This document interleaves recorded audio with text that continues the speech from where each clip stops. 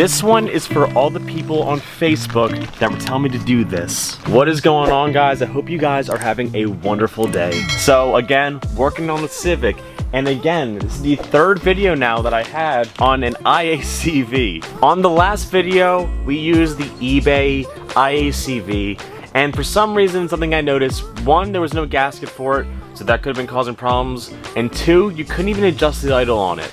We went out, spent some money, got a nice one, and this one had a bunch of 5-star reviews, and it's got the proper screw to adjust idle, and hopefully this does the trick. This is gonna be another one of those videos that's probably gonna be mad short, but this is an update for the ages right now.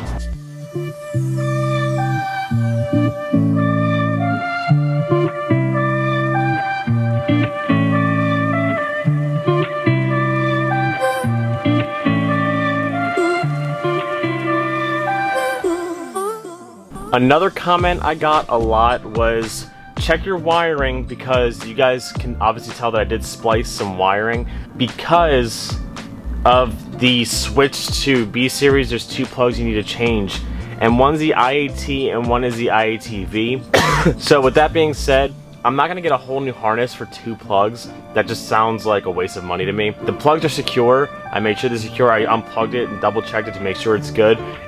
I can obviously make it stronger, but for a good test, I think this is where we need to be. And here's my look comparison. This one right here is OEM, and this one is the eBay one. And by looking at them, I mean, this one, besides looking newer, they look pretty much the same. This one is heavier. This one is very light. On this side, you can see there's no adjusting screw, and this one does have one. And the new one I just got is a Duralast one, and it's very similar to this one. It's actually a little bit heavier than the OEM one, but it has all the same looking stuff. So with that being said, I'm not really sure if I'm confident right now or not. So, I mean, I'm assuming the OEM one worked at one point, and again, they're very similar to the new one I just got. So we're gonna try starting the car, let it idle up, get the temp, and kind of see what happens.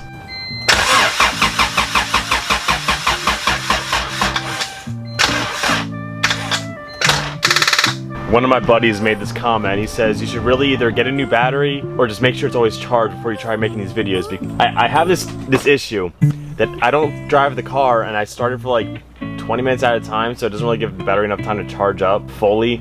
So you gotta wait for the battery charge once again, like every video that the Civic is featured in. I'm currently also waiting for the mailman to come because I'm trying to make this a 2-part install video, but damn, mailman's running late.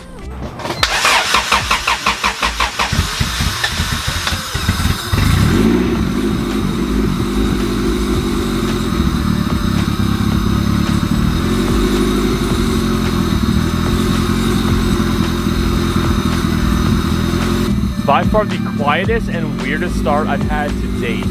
We gotta let her get up to temp, but right now I think Facebook was right. Get a high quality IACV, but I'm not holding it yet. I'm gonna wait a little bit and see what happens when it heats up. Maybe like 10 minutes in, she still sounds like she's pretty good at holding an idle. Sheesh! We're getting there. So we are not all the way warmed up yet, but by this time, usually the car be jumping idle like crazy. So Facebook, thank you. Thank you, Facebook, for getting my car running smoothly. This is the smoothest idle it's ever been. It's still bouncing barely a little bit, if you can kind of hear it, but I think that might be because of O2 sensor and IAT sensor, or because the timing might be a little bit off. But this is the smoothest it's ran, no more jumping idle, and I cannot wait to drive the car. I should be getting everything inspected tomorrow, so I'm super excited. So my temps did get a little bit higher than I wanted because it looked like it was a little bit over halfway. So with that being said, I think there's 2 things. One, my rad fan never turned on, so we're gonna have to hardwire that to a button so it actually turns on when I need it to be on. And 2, before I actually start driving this car, I'm gonna try to bleed the entire coolant system again, because I changed the IACV like twice, so there's obviously a bubble or 2 in there. So I'm gonna make sure I bleed it again and get a better bleeder, because the one I have now leaks and just makes a mess. So we're gonna get a new one of those, and then hopefully everything's good.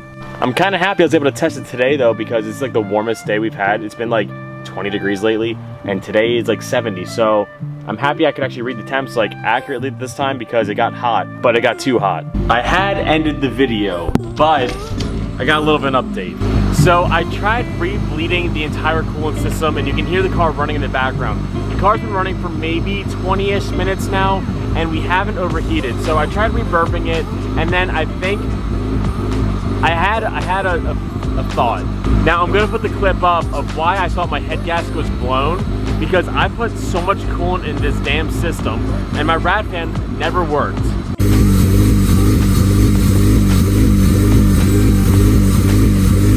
Well, let me show you my update now.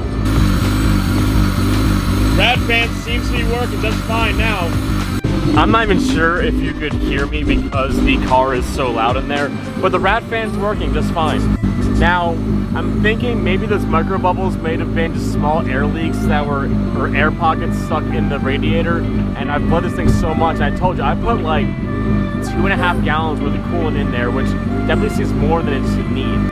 But everything seems to be going fine now, and there's no coolant in my oil because my dipstick looks just fine. So I'm assuming it's not my head gasket. Maybe I just didn't bleed it or burp it good enough.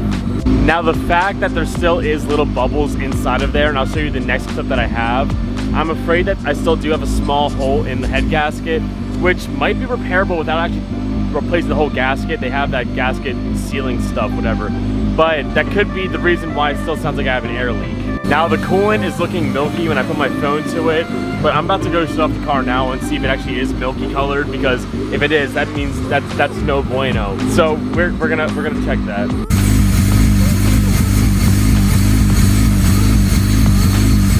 But again, the car is not overheating at all now, so that's a good sign, because it was overheating a little bit before. It stayed very low this time, so we're gonna hopefully not find any milky coloredness. And you can see it's still blue as can be.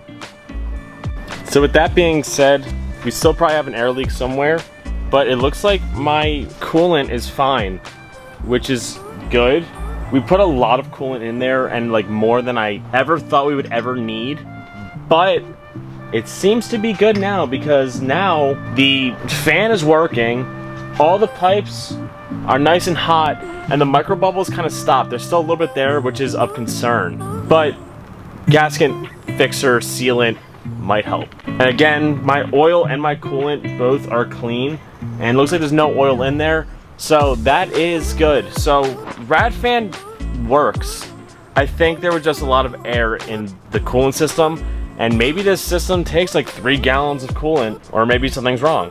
It just seems that I put like a lot in there, and it just seems to have disappeared and went poof. But so far so good, because it stayed cool this time, didn't get hot at all. Rat fan ended up working. This car is just frustrating. So with that being said, I'm gonna leave you guys off here. I'm gonna record a whole new outro because things have changed. So my other part never came, so next video will probably be me doing all my IAT stuff, having my stickers, and trying to actually take the car out for a rip. So I'm gonna leave you guys off here. So like, comment, subscribe, keep doing the fun stuff, keep doing you, stay motivated. I'll catch you guys next time. Peace out and peace.